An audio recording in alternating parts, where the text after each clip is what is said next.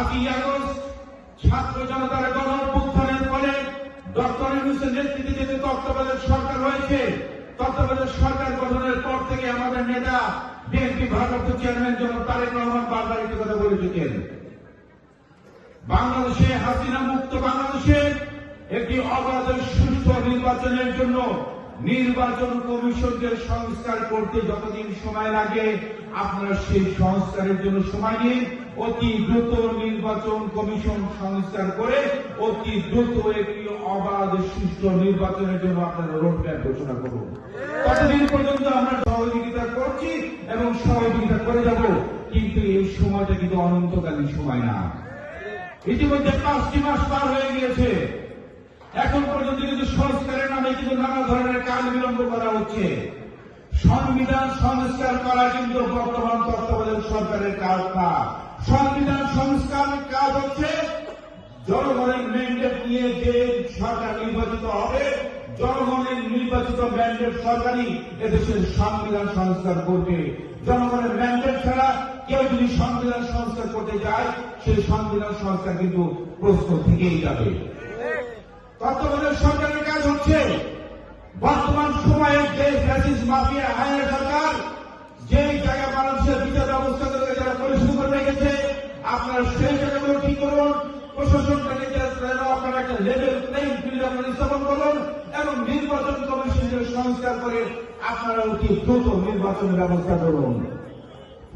নির্বাচনটাকে যদি বিলম্ব করার প্রশ্নে যদি নানা ধরনের ষড়যন্ত্র যদি খেলা হয়, বাংলাদেশের জাতীয়তাবাদী দল গত 17 বছর এদেশের মানুষের ভোটাধিকারের জন্য যে লড়াই করে আসছে, এদেশের ন্যায় বিচারের জন্য যে লড়াই করে আসছে, এদেশের মানুষের জনকল্যাণের জন্য যে লড়াই করে আসছে, আমাদের সেই লড়াই কিন্তু থেমে নাই।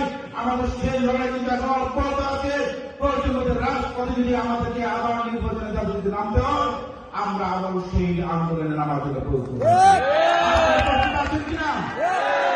আপনারা প্রস্তুত থাকুন। এখনো কিন্তু বাংলাদেশের বিরুদ্ধে, বাংলাদেশ জাতীয়তাবাদী দল বিএনপির বিরুদ্ধে এবং আমাদের নেতা জনাব তারেক রহমানের বিরুদ্ধে দেশে এবং দেশের বাইরে বসে কিন্তু এখন পর্যন্ত নানা ধরনের ষড়যন্ত্র চলছে। আপনারা সজাগ থাকুন, আপনারা সতর্ক থাকুন। হাইব্রিড অনুপ্রবেশকারীরা কিন্তু আপনাদের সাথে দলের ভিতরে ঢুকে সে ষড়যন্ত্রকারীদের ষড়যন্ত্র কিন্তু বাস্তবায়ন করবে। সেই সুযোগ তাদেরকে দেওয়া যাবে না। সর্বোপরি বলতে চাই, আমাদের নেতা বিএনপি ভারপ্রাপ্ত চেয়ারম্যান জনাব তারেক রহমান 2023 সালে আগামী দিনের বাংলাদেশ রাষ্ট্র কাঠামো মেনে মধ্যে লোকে 31 দফা দিয়েছিলেন, মনে আছে আপনাদের? সেই 31 দফা আপনারা বাংলাদেশের প্রতিটি শ্রেণী পেশার মানুষের মাঝে পৌঁছে দিতে হবে। 31 দফার মধ্যে কি আছে? 31 দফার মধ্যে আছে গত 17টি বছর মাফিয়া ফ্যাসিস্ট হায়না বাংলাদেশের বিচার ব্যবস্থাকে সম্পূর্ণরূপে ধ্বংস করে দিয়েছে না? বাংলাদেশের মানুষ ন্যায় বিচার থেকে বঞ্চিত হয়েছে। বাংলাদেশের মানুষের বাক স্বাধীনতা ছিল না।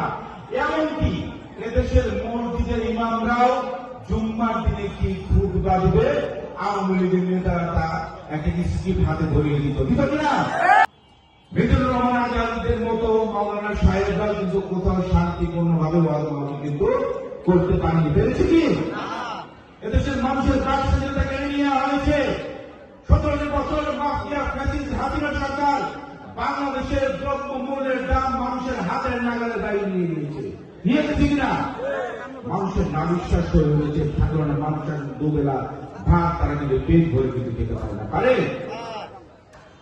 এই ব্যবস্থাগুলোকে সম্পূর্ণরূপে ধ্বংস করে দিয়ে আমাদের নেতা জনাব তারেক রহমান যে 31 দফা দিয়েছে, আগামী দিনে জনগণের ম্যান্ডেট নিয়ে বিএনপি ইনশাআল্লাহ ক্ষমতায় আসলে সেই 31 দফা বাস্তবায়ন করা হবে। সেই 31 দফার মধ্যে এই জিনিসগুলোর পরিবর্তে কি হবে? বাংলাদেশের ন্যায় বিচার প্রতিষ্ঠা করা হবে, এদেশের আইনের শাসন প্রতিষ্ঠা করা হবে, বাংলাদেশের মানুষকে বাক স্বাধীনতা থাকবে, বাংলাদেশের মানুষ মুক্ত মনের চর্চা করবে, গণতান্ত্রিক পরিবেশের মধ্যে করবে এবং এই দেশের বেকারদের জন্য আমাদের নেতা জনাব তারেক রহমান ঘোষণা দিয়েছে 30 দফার মধ্যে সে শিক্ষিত বেকারদেরকে প্রশিক্ষণের ব্যবস্থা করা হবে এবং তাদেরকে প্রশিক্ষণের শেষে চাকরি না হওয়ার আগ পর্যন্ত তাদেরকে বেকার ভাতা দেওয়া হবে।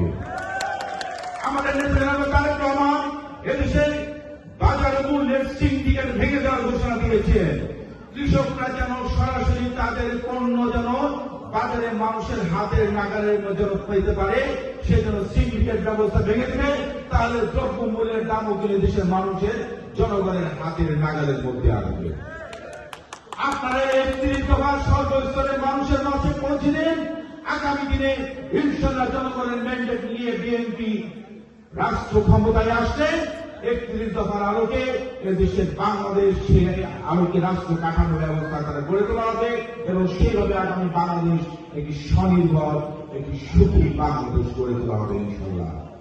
এবং আপনাদের দেশে বলতে চাই, বিএনপি একটি জনগণের দল, বিএনপি জনকল্যাণমূলক একটি দল, বিএনপি সবসময় জনগণের আস্থায় থাকা একটি দল এবং এদেশের মানুষের ভালোবাসার প্রথম পছন্দ লাগার দলটি হচ্ছে বিএনপি এবং দেশের জনগণের আস্থার প্রতীক হচ্ছে ধানের শীষ।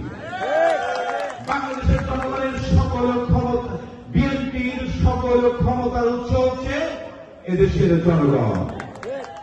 বিদেশে আমাদের বন্ধু আছে, কোন গ্রহণের কথা কে বলেছে?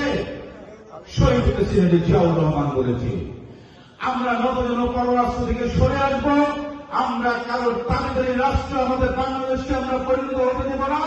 এবং ভারতে বাংলাদেশের বিরুদ্ধে এখন যে আগ্রাসনগুলো চালিয়ে যাচ্ছে, আমরা ৭১ সালের শহীদ প্রেসিডেন্ট জিয়াউর রহমানের নেতৃত্বে বাংলাদেশে যেমন স্বাধীনতা অর্জন করেছে, আমরা এখনো বুকের তাজা রক্ত ঢেলে দিয়ে ভারতীয় আগ্রাসনকে রুখে দেওয়ার জন্য আমরা প্রস্তুত আছি।